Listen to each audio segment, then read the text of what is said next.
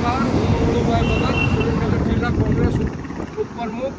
અત્યારે આપણે ઊભા છીએ રાજકોટ અમદાવાદ નેશનલ હાઈવે ઉપર. આ નેશનલ હાઈવે મંજૂર કર્યો એને લગભગ આજે 12 વર્ષ થવા આવ્યા, છતાં હજી 100% રોડ પૂર્ણ થયો નથી. અને અમુક ઠેકાણે બ્રિજ નવા હજી બનતા જાય છે, અમુક બ્રિજો હજી પહોંચતા જાય છે, બનતા જાય છે અને તૂટતા જાય છે.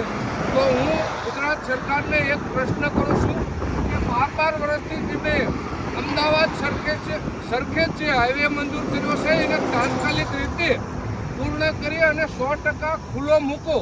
હજી તમારા 50% ઓવરબ્રિજો બનતા હોય છે. 10 વર્ષ જો આવી રીતે તમારે રોડ બનાવવામાં લાગતા હોય, એક 200 કિલોમીટરનો રોડ આવો તેને બીજા સ્ટેટોમાં જ્યાં 200 કિલોમીટર રોડને 3 વર્ષની જ ટાઈમ લિમિટ આપવામાં આવે છે, આ રોડને પણ 3 વર્ષની ટાઈમ લિમિટ હતી.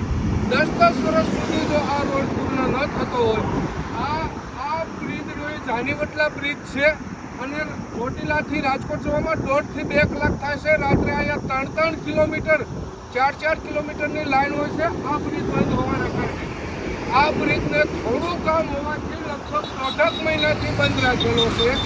એટલે મારે ગુજરાત સરકારને કહેવું છે અને માર્ગ મકાન મંત્રાલયને પણ કહેવું છે કે તમે અમારો રોડ સૌરાષ્ટ્ર થયા છે, ઓરમાયું વર્તન કેમ કરો છો?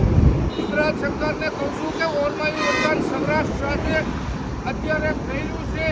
જે અમારો મેન જીવાદોરી સમાન રોડ કહેવાય એ અમદાવાદ સરખેજ નેશનલ હાઈવે છે, એને તાત્કાલિક પૂર્ણ કરો એવી મારી માંગણી અને સૌરાષ્ટ્રજનોની માંગણી છે.